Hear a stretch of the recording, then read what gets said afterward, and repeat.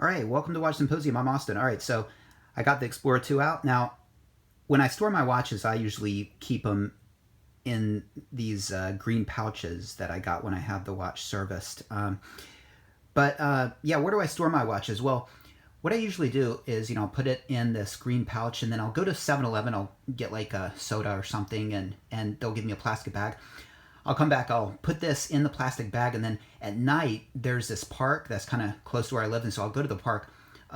There's a tree in that park. I'll dig a hole there, and I bury it, and that just pretty much, keeps me from having to worry about somebody, coming and breaking into the apartment and getting it. And, after a month or so, I'll, 1 o'clock at night, I'll get a flashlight and I'll go and, dig it up. So anyway, last night I dug it up. There's a little bit of park matter on it. So, all right. Well, I haven't seen this watch in weeks. All right, good. There it is, looking good. And let's get it going.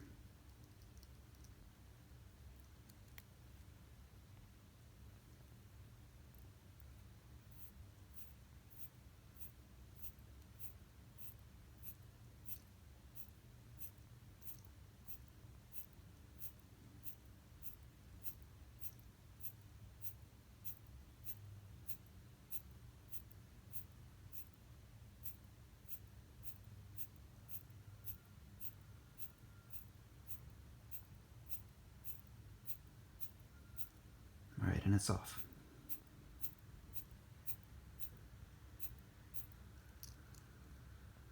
All right, so now I'll do like a serious setting later. Usually when I set these watches, I'm really particular about it. I go to time.is and I make sure, everything's all perfect. In fact, I think,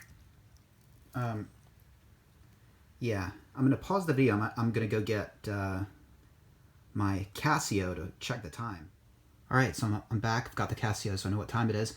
And again, I'll probably redo this later, but what I usually do is just wait till the second hand gets to the top.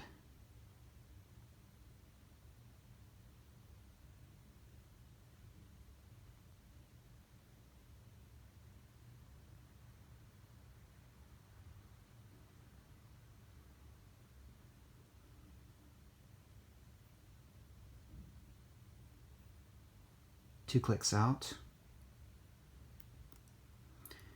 All right, and then set the 24-hour hand. So let's see, I've got to set it to the US. Now the US would be 2 in the morning.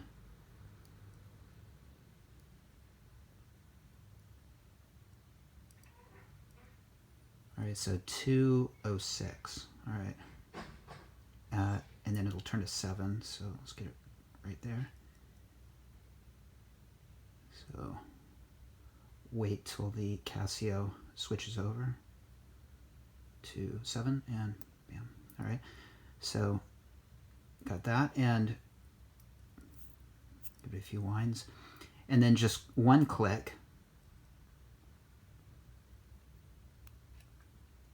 and you can do the hour hand. So what is, it's the 26th. You just have to do this manually, which, it's fun to do, so no complaints.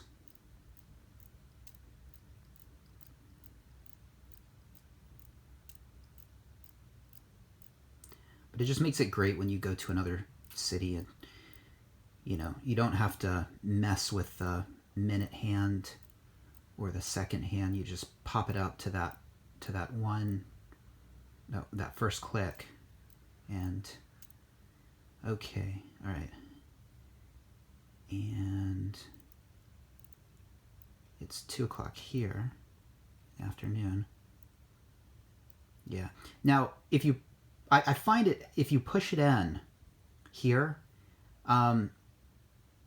it works better actually if you go one past and then one back and then push it in.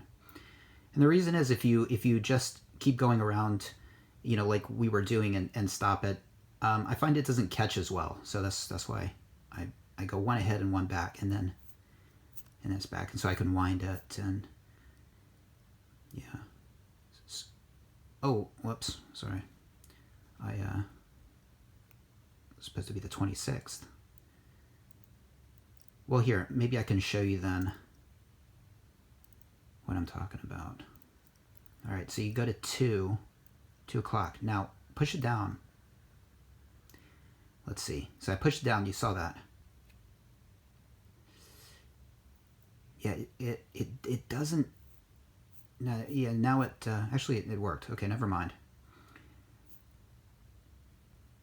Okay, the Rolex is a good watch. It you don't need to do any special things and go forward and back. Okay. Anyway, just sometimes it doesn't catch as well. So yeah, but yeah. So usually I'll do it. I will say that I don't know if it's just mine, but it doesn't feel as good. When I push down, it would probably be fine, but it you go back one, you could really hear it, and it just seems like it works better anyway. So done with that. Give it a little tightening, and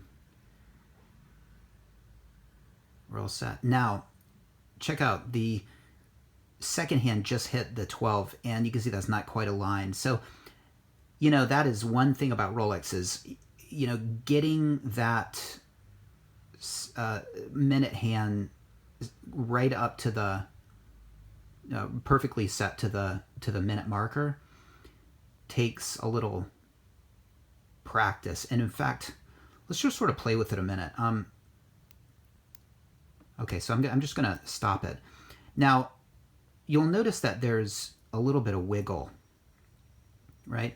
And so when you're setting it, I always find that it's better. Let's say that okay, let's just pretend that the second hand was at the 12.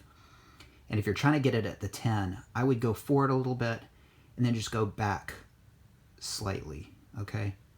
And in fact, let's do is I'm going to do the same, and let's see, it's the Casio says 11:02. So let's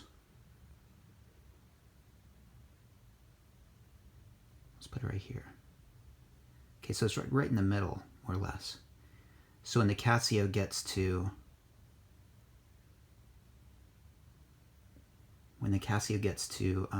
31, I'll push it in. Oh, not too far.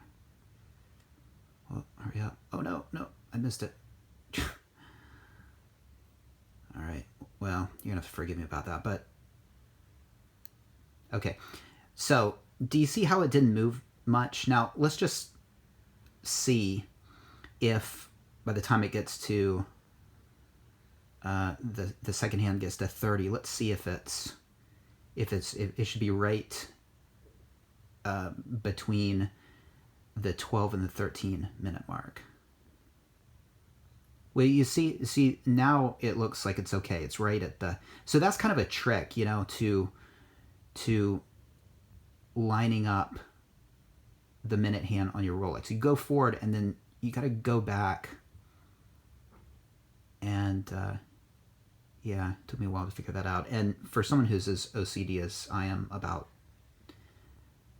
minute markers and minute hands, well, it's a good little trick. Okay, so there it is. So yeah, it seems to be perfectly hitting the minute marks, and everybody's happy except for it's not quite as accurate as it should be. So of course I'll do this again myself. I'll have a little private one-on-one time with the Explorer 2 before I start wearing it. But all right, so I had my quiet time with it, and it's all perfect now. So yeah, it feels great having it on. Wow. Okay, so solid in-link bracelet.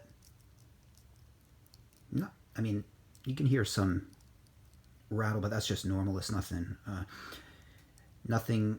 out of the ordinary. So Yeah, I'll have to shake my wrist when I have the GMT or the sub on. So, all right. Take care.